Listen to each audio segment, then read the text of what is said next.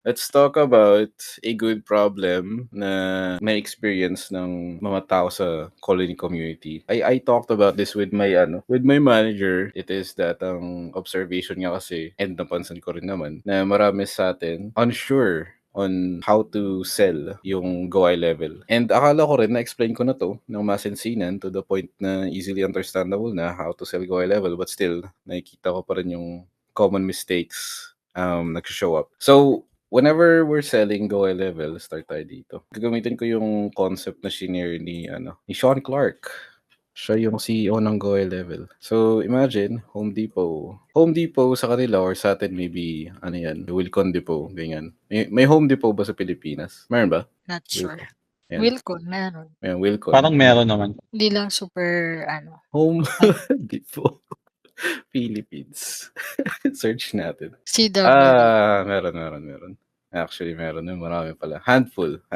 But yun, going back. Mas better example, Wilcon, kasi mas frequent ko makita ng Wilcon eh. Ang sabi ni Sean Clark, CEO ng Go Level, imagine kapag nagbebenta ka, or like imagine kapag may client na bibili ng Go Level, you can compare it sa experience ng pagpunta sa ganito, Wilcon Depot or Home Depot.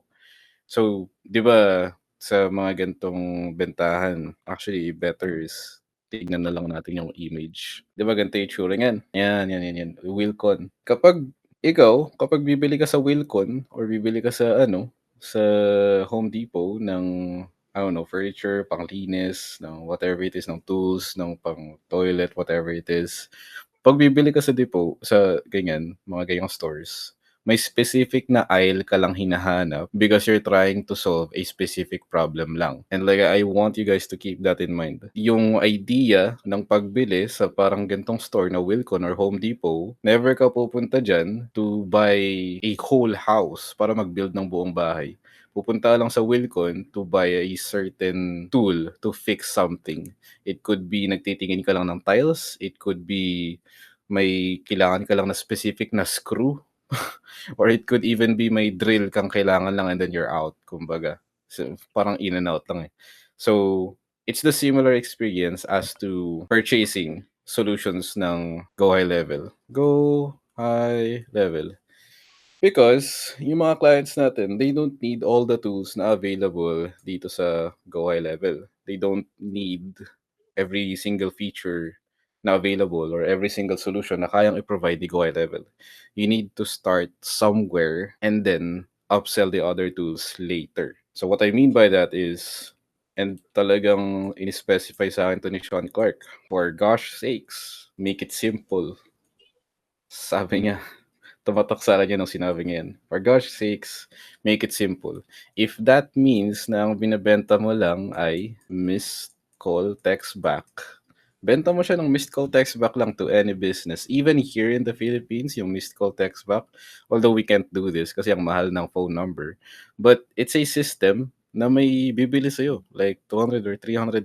It's a very simple system and isang system lang siya. And businesses would benefit from missed call text back.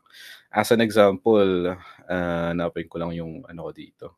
Where is it? This one. Home remodelers. So home remodelers, ang isang client nila, this is USD roughly around 10K or $100,000 per deal, per customer ng mga home remodeler business. Okay?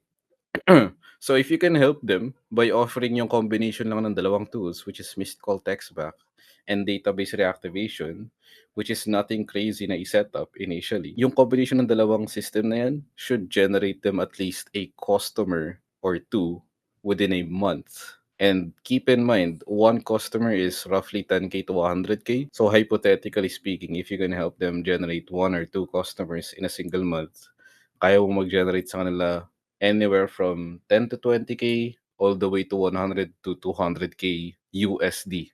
So do you think mag-hesitate silang bayaran ka ng measly $500 or $800 for what you do? So, ayun. You can just take a look at this and we're not gonna dive deep too much into this, but going back to my main point, whenever we're selling Go High Level, I think as a coach, more and more mga freelancers, dun at dun lang rin ako bumabalik. We need to really make it simple nga and we shouldn't mention all of the features na available within Go Level. Focus on one feature, focus on a specific problem na you're trying to solve for them, and ayun, go from there and start selling. Here's another thing. Whenever we're selling, something about pricing naman. Something that's very important is wag kayo magsa-stop by stating the price. Don't stop here. Actually nga, wag nyo unahing sabihin yung price eh. Kailangan ma-highlight muna yung benefit or potential upside of having your system. So let's break that down. Instead of mentioning yung price kagad right off the bat, what I would rather do is I would mention yung benefit, or in other words, yung ROI ng offer mo. Because just like how I explained earlier yung about sa mga home remodelers, if you can logically explain to your potential clients na you with your system, with your system, if you are able to help them generate an extra 2 or 3 or 5 customers within a month, how much would that be worth to your client? So kung nasa dental clinic yung client, maybe ang isang client nila ay nasa $200, $500, $1,000. So let's take dental clinics as an example. If your system, kunwari ikaw, Go Level Builder, if your system has helped a dental clinic generate 5 extra customers within a month, that should be, kung $500 each customer nila on average, that should be $2,500 extra revenue on top of what they currently do.